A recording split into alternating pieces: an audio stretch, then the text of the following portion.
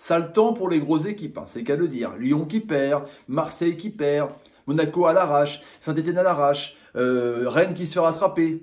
Il reste que Reims et Lille qui peut faire bonne opération. Et Montpellier aussi, et Nice. Salut à tous. Et foot de la famille, c'est Thomas. Retour un petit peu sur cette multiplex Ligue 1 et surtout sur Lyon-Dijon avec Genesio. Après cette élimination en Coupe de France qui perd 3-1 contre Dijon. Contre le dernier, c'est un truc de ouf. Mine de rien, mine de crayon, les Dijonnais qui se rattrapent et qui sont barragistes. Hein, le chassé-croisé, le camp barragiste, Dijon barragiste. Et là, c'est au tour de Guingamp qui est dernier, retrouvé son place de dernier, les pauvres. Et donc, les Lyonnais qui sont troisième à 56 points, qui voient revenir les Stéphanois à 6 points, mais surtout, les Lillois qui peuvent repartir globalement à 7 points de Lyon.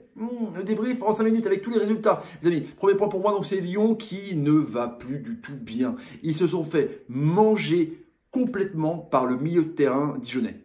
Franchement, Jordan Marié, Papy Balmont qui a 1000 ans, et Romain Amalfitano, son frère qui ne joue plus de foot, ils ont mangé Touzard, Aouar et Ndombele quand il est rentré, pareil, c'est un truc de ouf quoi. Ils jouaient même mieux au ballon, Dijon. Déjà, ça a commencé tout de suite avec un but de l'ami Martin Terrier, encore lui contre Rennes, exactement le même but, décalage, et puis juste devant le gardien, il trompe Runarsson, 1-0, et après, bon, après plus rien, quoi. Saïd égalise sur un 1-2 de Tavares, et après Marcelo, sur une trajectoire de Saïd, encore lui. Saïd, il a tout fait.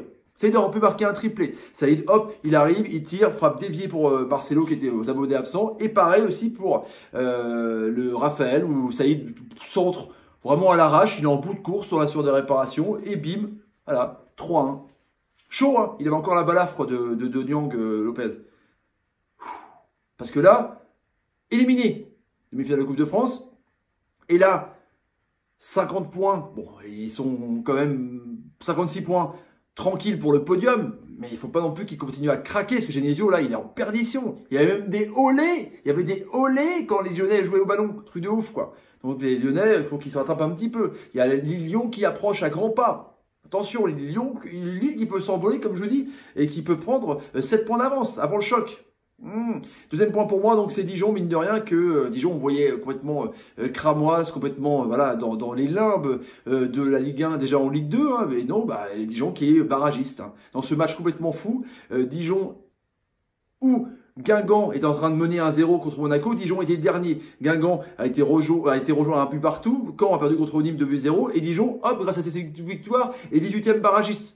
Truc de taré quand même. Parce que Dijon, en gagnant à Lyon, était dernier malgré les résultats de Guingamp. C'est truc de fou. Franchement, en tout cas, Camboré a bien joué son match. Ils sont restés derrière, ils ont eu 35% possession de balle. Seulement 4 tirs cadrés, 3 buts. Truc de ouf, efficace à fond. En tout cas, Dijon n'est pas mort. Et Dijon a des très bons joueurs de ballon. Et tout ça sans Naïm City en plus, sans son meilleur joueur. En tout cas, Saïd a presque marqué un triplé. En tout cas, il est sur tous les ballons. Troisième point pour moi, donc c'est les gros qui ont perdu. Bah ouais, carrément. Marseille hier. Défaite honteuse contre Bordeaux, hein, son ennemi, 2-0. Ça, on en avait parlé dans des briefs, mais Marseille, Rudy Garcia, ça commence à craindre du boudin, parce que là, Marseille est 5e, Reims joue demain. Il suffit que Reims gagne contre Lille, Marseille est 6e, pas d'Europe. Sans compter que Rennes peut potentiellement gagner la Coupe de France, ça va être tendu, donc peut-être pas de 5e place. Chaud, hein, chaud. Saint-Etienne qui était mené 2-1, qui menait tranquillement, c'était bien. Après ils ont égalisé, donc un partout.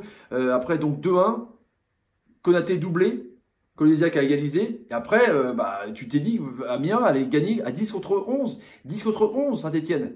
Ils étaient en supériorité numérique. Et puis là, il y a deux caseries exceptionnelles en surface de réparation pour Cabella qui a enroulé son ballon. Truc de taré. Et puis Rennes s'est fait rejoindre avec Ben Arfa, un festival énorme qui a marqué un doublé sur penalty aussi. Et un but de Rennes Adélaïde, son doublé, qui a fait que Rennes est 10e avec 42 points. Ils ont match en retard contre Nîmes qu'on suivra en live, mais ça va être compliqué pour Mérito. Le 4e point pour moi, donc c'est les derniers qui se rebiffent. Eh, je bégaye. Bah ouais, comme je vous dis, Guingamp, ils ont perdu la finale de la Coupe de la Ligue. Tu t'es dit, ils vont se reprendre. Bah non, il y a un petit phase de décompression. Là, ils tenaient le 1-0 avec Félix et Bois, le défenseur. Ils tenaient le 1-0 depuis le début. Et Monaco a poussé.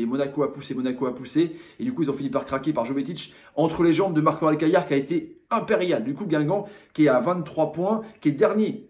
Il y a Marseille qui arrive. Ça va être chaud. C'est un gros calendrier, les amis de Guingamp. Caen qui a perdu 2-0 contre Nîmes. Il tenait. C'était un match apparemment arté. On a suivi ça en direct. C'était arté, c'était voilà, c'était nul, bidon. Et puis Nîmes s'en est sorti, et Nîmes, mine de rien, qui remonte à la 11e place avec 40 points, Nîmes qui est carrément maintenu, je pense, hein, c'est ce qu'elle veut dire, mais Caen qui passe donc 19e. Donc Guingamp et Caen pour l'instant redescendent. Et puis Dijon, j'en ai parlé en préambule, les petits amis. Le 5e point, donc pour moi, c'est l'événement avec la VAR. Il y a eu de la VAR partout. Hein, parce que multipètre, quand tu suis, il y a la VAR, il y a la VAR, il y a la VAR. Lyon a peut-être pu bénéficier d'un penalty. Hein. Il y a eu des trucs un peu chelous. Il y avait un hors-jeu aussi, globalement, pour le match Amiens-Saint-Etienne, qui était un petit peu bizarre.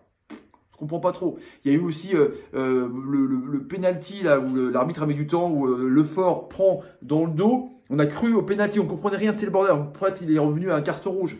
On comprenait rien. André dans ce de réparation contre Angers. Il y a eu des cas de variole partout et apparemment, ça s'est plutôt bien passé, sauf que ça saoule tout le monde, la variole. Il n'y a que des erreurs. Donc, vous savez que j'en pense en tout cas. Allez, voilà pour le débrief complet de cette J31. En attendant Reims-Lille demain, Nîmes-Montpellier par exemple, ou encore PG Strasbourg, évidemment, live. Les amis, n'oubliez pas de partager la vidéo sur Twitter, Facebook, Instagram et Snapchat. Il y a beaucoup de problèmes de notification en ce moment. Vous n'avez pas de notification, donc dites-moi en commentaire si vous les avez ou pas. Comme ça m'arrange et ça m'aide pour que j'envoie un mail à YouTube, peut-être, je sais pas, que je contacte YouTube directement. Et n'oubliez pas de mettre un petit pouce en l'air quand un pote de votre équipe vous fait une bonne passe. Merci mec, t'es un génie. Allez, je vous laisse. Et dans les commentaires, votre équipe respective, mettez des commentaires, comme ça je vous réponds évidemment. Salut, et salut. Journée Netflix de ouf. 14 buts en 4 matchs. Chaud quand même, chaud.